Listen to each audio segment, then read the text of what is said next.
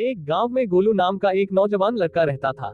जैसा उसका नाम था वैसा ही उसका स्वभाव भी था, एकदम भोला। वो ज्यादा दिमाग नहीं लगाता था, जैसा उसके घर वाले और लोग उसे बोल देते वैसा ही वो कर देता, और जो उसे लगता बिना सोचे समझे लोगों के सामने वही बोल देता। गोलू के घर की आर्थिक स्थिति काफी अच्छी थी। उसके पिता के पास खेती करने के लिए पर्याप्त जमीन थी, जिसमें अच्छी खासी फसल हो जाती थी। गोलू के माता पिता काफी दयालु स्वभाव के व्यक्ति थे, लेकिन लोग उनके इस दयालु स्वभाव का गलत फायदा उठाते थे। गांव के लोग अक्सर अपनी मजबूरी सुनाकर उनसे अनाज और पैसे उधार मांग लेते, लेकिन लौटाते समय आनाकानी करते और तरह तरह के बहाने बनाते। गोलू के माता पिता भी अपने शांत और दयालु स्वभाव की वजह से लोगों पर अपना उधार वापस लेने के लिए दबाव नहीं डालते थे। इस तरीके से दोस्तों, रिश्तेदारों और गांव वालों के बीच उनके बहुत से पैसे उधार के रूप में फंस चुके थे। इसके बावजूद अब भी अगर उनके पास कोई अपनी मजबूरी सुनाकर रोने लग जाता तो वो उसे भी धन या पैसे उधार देकर उसकी मदद कर देते। शायद अपने माता पिता की वजह से ही गोलू का स्वभाव भी इतना भोला था। इसी बीच गोलू के माता पिता बड़े धूमधाम से भोलू की शादी भी कर देते हैं, लेकिन गोलू की पत्नी स्वभाव से थोड़ी तेज और नाज नखरे वाली थी, इसीलिए वो अपनी मनमर्जी के खर्चे करती और अपनी बातों से घर वालों को दबा कर रखती। लेकिन गोलू अपनी पत्नी से बहुत प्रेम करता था, वो उसकी हर इच्छा पूरी करता और उसे अपनी सारी बातें साझा करता। इसी तरीके से कुछ साल बीत गए, लेकिन एक दिन अचानक गोलू के पिता की तबीयत खराब हो गई। उन्हें गाँव के वैद्य के पास ले जाया गया, लेकिन गांव के वैद्य को उनकी बीमारी का पता नहीं चल पाया, तो फिर उन्हें नगर के बड़े बेटे के पास ले जाया गया, जहां जाकर उन्हें पता चला कि गोलू के पिता के शरीर में करके रोग की शुरुआत हो चुकी है। वैद्य ने गोलू की मां को बताया कि वैसे तो इस रोग का कोई इलाज नहीं है, लेकिन क्योंकि अभी रोग की शुरुआत ही है, इसीलिए अगर सही उपचार किया जाए तो संभावना है कि रोगी को बचाया जा सकता है। लेकिन इस उपचार में समय और धन दोनों की बड़ी मात्रा में जरूरत है। गोलू और गोलू के पिता को वैद्य के पास छोड़कर उसकी मां धन की व्यवस्था करने के लिए गांव वापस आ जाती है, और वो उन सभी लोगों के घर जाती है जिन्होंने पैसे उधार दे रखे थे। उनमें से कुछ लोग तो पैसा वापस कर देते हैं, लेकिन ज्यादातर लोग यहाँ वहाँ के बहाने बनाकर बात को टाल देते हैं। इसीलिए गोलू की मां गाँव के सेठ से ब्याज में पैसे लेकर शहर वापस चली आती है और अपने पति का इलाज शुरू करवाती है, लेकिन इलाज बहुत ही महंगा था और लंबा चल रहा था। इसीलिए साहूकार से और ज्यादा पैसे उधार लेने की बजाय गोलू और उसकी मां ने अपने कुछ खेत बेचने का निश्चय किया, और उन्होंने अपने कुछ खेत गांव के सेठ को बेच भी दिए। लेकिन इतना लंबा इलाज करवाने के बावजूद भी गोलू के पिता की तबीयत ठीक होने का नाम नहीं ले रही थी। उनके इलाज के खर्चों की वजह से लगातार गोलू के माँ के गहने और उनके खेत बिकते चले गए। अब तो उनके पास नाम मात्र के ही खेत शेष रह गई थी, लेकिन दूसरी तरफ गोलू के पिता की तबीयत दिनों दिन और भी खराब होती जा रही थी। एक दिन जब गोलू बाजार से कुछ सामान लेकर जी के घर पहुंचा तो उसने देखा कि उसकी मां उसके पिता का सिर अपनी गोद में रखकर जोर जोर से रो रही है। गोलू के पिता इस दुनिया को छोड़कर जा चुके थे। उसके पिता की मौत के बाद उसकी मां भी बहुत उदास और दुखी रहने लगी थी। साथ ही उनके परिवार में गरीबी का पहाड़ टूट पड़ा था, क्योंकि जो थोड़े बहुत खेत बचे भी थे उन्हें गोलू सही तरीके से संभाल नहीं पा रहा था। अब तक घर और खेत की सारी जिम्मेदारी उसके पिता ही संभाला करते थे, इसीलिए किसी भी काम को ठीक से नहीं कर पा रहा था। गोलू की पत्नी, जिसे मनमर्जी खर्चा करने की आदत थी, अब उसके फिजूल खर्चे भी बंद हो चुके थे। इसीलिए अब वो अपनी सास और गोलू से कुछ नहीं थी। घर में रोज छोटी छोटी बातों पर झगड़ा कर लेती, लेकिन गोलू और उसकी मां चुपचाप उसकी बातें सुन लेती। गोलू अपने साधारण स्वभाव की वजह से अपनी सारी कमजोरियों, पिछली गलतियों और सारी बेवकूफियों के बारे में अपनी पत्नी को बता देता। बाद में पत्नी उसकी इन्हीं बेवकूफियों के बारे में बोल बोल कर उसे ताने मारती, और कई बार तो अपने मायके वालों के सामने उसे जलील भी करती। गोलू को लगता था कि अगर वो अपने दोस्तों और रिश्तेदारों से अपनी मजबूरी और दुख के बारे में बात करेगा तो लोगों से उसे सहानुभूति और मदद मिलेगी। लेकिन लोग उसकी मजबूरी सुनकर उसके सामने तो उसे विचारक कहते, लेकिन बाद में उसका मजाक उड़ाते कि कैसा बेवकूफ इंसान है, इसका बाप ही बेवकूफ था और यह भी बेवकूफ है, हम इसकी मदद कैसे कर दे, ये लल्लू इंसान हमारे पैसे वापस कैसे करेगा। इसी तरह से लोग उसकी पीठ पीछे उसके बारे में तरह तरह की बातें करती और उसका मजाक बनाते हैं। लोग गोलू और उसकी मां के सामने अच्छी अच्छी सलाह तो देते, लेकिन कोई भी असलियत में उसकी मदद करने के लिए सामने नहीं आता था। ऐसे ही एक दिन अचानक रात में गोलू की मां के सीने में दर्द उठा और वो भी भगवान को प्यारी हो गई। इस घटना के बाद से गोलू बहुत ही उदास और परेशान रहने लगा। काम तो वह पहले से ही ठीक से नहीं कर पाता था, लेकिन अपनी मां के जाने के बाद अब वो घर में ही उदास और दुखी होकर बड़ा रहता था। इस बात पर उसकी पत्नी उसी दिन भर ताने मारती और पड़ोसियों से उसकी बुराई करती। वो कहती जैसे इसके माँ बाप निकम्मे और डरपोक थे, वैसा ही ये भी है। जब गोलू को पड़ोसियों के मुंह से अपनी पत्नी के द्वारा की गई उसकी बुराई के बारे में पता चलता तो उसे बहुत गुस्सा आता, और गुस्से में वे भी अपनी पत्नी की पड़ोसियों से बुराई कर देता। उनकी इस आदत की वजह से पड़ोसी अपने सामने गोलू और उसकी पत्नी का मजाक बनाते हैं और उन दोनों की एक दूसरे से चुगली भी करते, जिसकी वजह से गोलू और उसकी पत्नी के बीच झगड़े होने शुरू हो गए। एक दिन झगड़े के दौरान उसकी पत्नी घर छोड़कर अपने मायके चली गई और यह धमकी दे गई कि अब वे कभी वापस नहीं आएगी। पत्नी के जाने के बाद गोलू और भी अकेला पड़ गया और वो पूरे दिन दुखी होकर अपने भाग्य को कोसता रहता। कई बार तो उसे विचार आता कि अब आत्महत्या ही कर लेता हूँ, लेकिन फिर वो कुछ सोचकर रुक जाता। कुछ समय पहले तक जो लोग गोलू को अपना दोस्त, रिश्तेदार और पड़ोसी बताकर मीठी मीठी बातें करते और उसके पिता से सहायता मांगते थे, आज वही लोग गोलू का मजाक उड़ाते और उसे पागल कहते।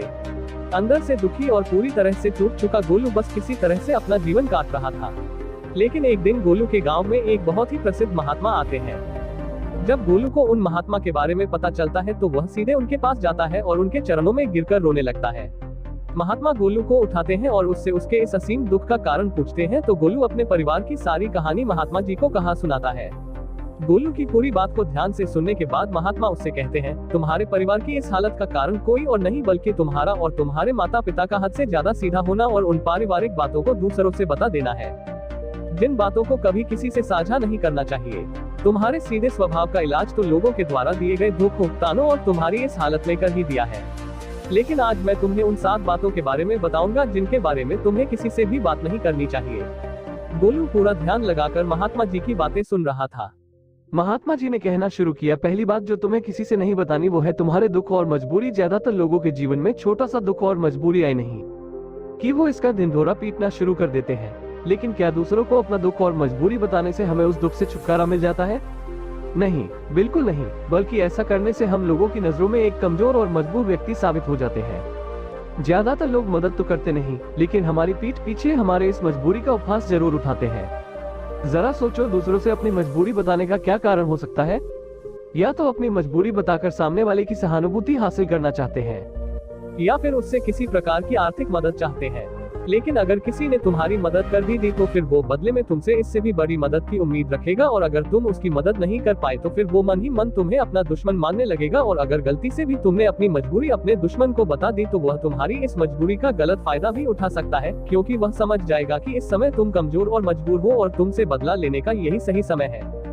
इसीलिए अपने दुख और मजबूरी किसी के भी साथ साझा मत करो और लोगों के स्वभाव को पढ़ना सीखो, क्योंकि अगर तुमने लोगों के स्वभाव और नियत को गहराई से समझना सीख लिया तो तुम खुद को बहुत सी मुसीबतों से बचा सकते हो। वैसे दोस्तों, किसी भी इंसान की असल स्वभाव और उसकी नियत के बारे में समझना काफी आसान हो जाता है। महात्मा ने कहा, दूसरी बात जो तुम्हें लोगों से साझा नहीं करनी वो है अपने अतीत की गलतियां और भविष्य की योजनाएं। अतीत में जो भी गलतियां हमसे हो चुकी है, फिर चाहे वो हमारी बेवकूफी की वजह से हुई हो या फिर हमने जानबूझकर की हो, उन्हें किसी दूसरे व्यक्ति को नहीं बताना चाहिए, क्योंकि बताने से अतीत की गलतियां तो ठीक नहीं की जा सकती, लेकिन ऐसा करके हम लोगों की नजरों में उपहास का पात्र जरूर बन जाते हैं। हमारी अतीत की गलतियां पता चलने के बाद लोग हमें शक की नजर से देखना शुरू कर देते हैं और लोगों को हम पर भरोसा भी कम हो जाता है, और कई मौकों पर तो लोग हम पर भरोसा करना ही छोड़ देते हैं, भले ही अब हम वो इंसान ना रहे हो जो उस समय थे जब हमने वो गलती की थी। लेकिन लोग फिर भी हमें हमारी उस अतीत की गलती के साथ ही जोड़कर देखेंगे, और यह एक चीज समाज में हमारी छवि को खराब करती है और एक भरोसेमंद व्यक्ति का दर्जा हमसे छीन लेती है। दूसरी तरफ हमें अपने भविष्य की योजनाएं भी लोगों को नहीं बतानी चाहिए, क्योंकि ऐसा करने के 2 बड़े नुकसान हैं। पहला, हर व्यक्ति के अंदर कहीं ना कहीं खुद को दूसरों से श्रेष्ठ साबित करनी और अपनी तारीफ सुनने की चाहत होती है, और ये चाहत उनके अंदर बैठे अहम की वजह से होती है। तो लगभग हर व्यक्ति ही अपने अंदर के इस अहम की पूर्ति के लिए बड़े बड़े लक्ष्य बनाता है और फिर उन लक्ष्यों की पूर्ति के लिए योजनाएं। लेकिन जब वही व्यक्ति अपने लक्ष्य और योजनाएं लोगों को बताने लगता है तो उसके बड़े बड़े लक्ष्य और योजनाओं के बारे में सुनकर लोग उसकी तारीफ करने लगते हैं, और अपनी इस झूठी तारीफ को सुनकर व्यक्ति के अहम को ठंडक मिलती है। वो हम जो उसे ऊर्जा दे रहा था अपने लक्ष्य की पूर्ति के लिए, वो अब ठंडा पड़ने लगता है, जिससे आप व्यक्ति के अंदर अपने लक्ष्य के प्रति वो जज्बा नहीं रह जाता जो काम की शुरुआत में था, और इस बात की संभावना कई गुना बढ़ जाती है कि व्यक्ति अपने उस काम को बीच में ही छोड़ दे और उसका वो लक्ष्य कभी पूरा ही ना हो। इसीलिए हमेशा काम पूरा होने के बाद ही लोगों को उसके बारे में बताना चाहिए, और वैसे भी उन लोगों को अपनी योजनाओं के बारे में बताने का कोई मतलब नहीं जो हमारी उस योजना का हिस्सा ही नहीं है। समय से पहले अपनी योजनाओं के बारे में बताने का दूसरा नुकसान ये भी है कि लोग हमारी उस योजना को पूरा ही नहीं होने देंगे, क्योंकि कोई भी नहीं चाहता कि दूसरा व्यक्ति उससे आगे निकल जाए। इसलिए जब लोगों को तुम्हारे लक्ष्य और योजनाओं के बारे में पता चलेगा तो वो तुम्हें पीछे खींचने की कोशिश करेंगे। यहाँ तक कि वे लोग भी जो अब तक आपकी मदद कर रहे थे, आपके दोस्त और रिश्तेदार भी पीछे हट जाएंगे, और अगर तुम्हारा बुरा चाहने वाले लोगों को तुम्हारी योजनाओं के बारे में पता चल गया तो वह निश्चित रूप से तुम्हारी योजना को असफल बनाने की पूरी कोशिश करेंगे। इसलिए अपनी अतीत की गलतियां हो और भविष्य की योजनाओं को हमेशा गुप्त रखना चाहिए। महात्मा ने कहा, तीसरी बात जो तुम्हें किसी से नहीं बतानी वो है अपने घर की बातें। हमारे घर में हमारे माता पिता, बच्चों, सास, बहू या पति पत्नी के बीच क्या बातें हो रही है वो हमें किसी से नहीं बतानी चाहिए, क्योंकि अक्सर घर में छोटी मोटी बहस या लड़ाई के बाद हम गुस्से में दूसरों से अपने परिवार की बुराई करना तो शुरू कर देते हैं, लेकिन उस समय यह भूल जाते हैं कि जो व्यक्ति हमारी बातें सुन रहा है वो भविष्य में हमारी इन्हीं बातों के लिए हमें नीचा दिखा सकता है या लोगों के सामने हमें अपमानित कर सकता है। और वैसे भी जब हम लोगों के सामने अपने घर की बातें बताना शुरू कर देते हैं तो लोगों को हमारे घरेलू मामलों में घुसने का मौका मिल जाता है और वो जरूरत पड़ने पर हमारे इस घरेलू मनमुटाव का फायदा भी उठा सकता है। इसके अलावा भी जब घर वालों को पता चलता है कि परिवार के किसी सदस्य ने उसकी बुराई की है तो उसे बहुत बुरा लगता है और इस बात को लेकर घर में और भी लड़ाई झगड़े शुरू हो जाते हैं। सास बहू और पति पत्नी के बीच अधिकतर झगड़े तो सिर्फ इसलिए होते हैं क्योंकि वो दोस्तों, रिश्तेदारों और पड़ोसियों से एक दूसरे की बुराई करते हैं। इसीलिए अगर हम अपने परिवार के सदस्यों की तारीफ नहीं कर सकते तो किसी और से हमें उनकी बुराई भी नहीं करनी चाहिए। महात्मा ने आगे कहा, चौथी बात जो तुम्हें किसी से नहीं बतानी वो है अपनी कमजोरियां और अपनी ताकत। पहली बात तो ज्यादातर लोगों को अपनी कमजोरी और ताकत के बारे में पता ही नहीं होता, और अगर तुम्हें अपनी कमजोरी और ताकत के बारे में पता है तो तुम सच में एक बहुत ही बुद्धिमान व्यक्ति हो, लेकिन दूसरों के सामने अपनी कमजोरी और ताकत के बारे में ना बताने के दो बड़े कारण हैं। पहला कि अगर तुम्हारे दुश्मनों को तुम्हारी सबसे बड़ी ताकत के बारे में पता चल गया तो अब वो तुम्हारी सबसे बड़ी ताकत नहीं रह जाएगी, क्योंकि तुम्हारे दुश्मन तुम्हारी उस ताकत का कोई ना कोई तोड़ निकाल ही लेंगे। और अगर तुम्हारी सबसे बड़ी कमजोरी भी लोगों के सामने उजागर हो गई, जो लोग अपनी बात मनवाने के लिए तुम्हारी उस कमजोरी पर ही प्रहार करेंगे और तुम्हें मजबूर होकर हमेशा ही दबना पड़ेगा, वो सामने वाले की बात माननी पड़ेगी। इसीलिए अपनी कमजोरी किसी को भी नहीं बतानी चाहिए, यहाँ तक कि पति को अपनी पत्नी से और पत्नी को अपने पति से भी नहीं, क्योंकि जरूरत पड़ने पर अपनी बात मनवाने के लिए यह एक दूसरे की कमजोरियों का फायदा भी उठा सकते हैं। और अगर पति की कमजोरी पत्नी को पता है तो पति को हमेशा ही दबकर रहना पड़ेगा, और इसका उल्टा भी उतना ही सही है। महात्मा ने आगे कहा, पांचवी बात जो तुम्हें दूसरों से नहीं बतानी वो है अपनी आमदनी और अपने धन के बारे में। अब किसी से अपनी आमदनी के बारे में न बताने का क्या कारण हो सकता है? तो इसके दो बड़े कारण हैं। पहला कि अगर हमारी आमदनी कम है और लोगों को इसके बारे में पता चल गया तो वो जरूरत पड़ने पर कभी भी हमारी आर्थिक मदद नहीं करेंगे और हमसे दूर भागेंगे, क्योंकि समाज में एक गरीब व्यक्ति की आर्थिक कमजोरी और ताकत के बारे में पता ही नहीं होता। और अगर तुम्हें अपनी कमजोरी और ताकत के बारे में पता है तो तुम सच में एक बहुत ही बुद्धिमान व्यक्ति हो, लेकिन दूसरों के सामने अपनी कमजोरी और ताकत के बारे में ना बताने के दो बड़े कारण हैं। पहला कि अगर तुम्हारे दुश्मनों को तुम्हारी सबसे बड़ी ताकत के बारे में पता चल गया तो अब वो तुम्हारी सबसे बड़ी ताकत नहीं रह जाएगी, क्योंकि तुम्हारे दुश्मन तुम्हारी उस ताकत का कोई ना कोई तोड़ निकाल ही लेंगे। और अगर तुम्हारी सबसे बड़ी कमजोरी भी लोगों के सामने उजागर हो गई, जो लोग अपनी बात मनवाने के लिए तुम्हारी उस कमजोरी पर ही प्रहार करेंगे और तुम्हें मजबूर होकर हमेशा ही दबना पड़ेगा, वो सामने वाले की बात माननी पड़ेगी। इसीलिए अपनी कमजोरी किसी को भी नहीं बतानी चाहिए, यहाँ तक कि पति को अपनी पत्नी से और पत्नी को अपने पति से भी नहीं, क्योंकि जरूरत पड़ने पर अपनी बात मनवाने के लिए यह एक दूसरे की कमजोरियों का फायदा भी उठा सकते हैं। और अगर पति की कमजोरी पत्नी को पता है तो पति को हमेशा ही दबकर रहना पड़ेगा, और इसका उल्टा भी उतना ही सही है। महात्मा ने आगे कहा, पांचवी बात जो तुम्हें दूसरों से नहीं बतानी वो है अपनी आमदनी और अपने धन के बारे में। अब किसी से अपनी आमदनी के बारे में न बताने का क्या कारण हो सकता है? तो इसके दो बड़े कारण हैं।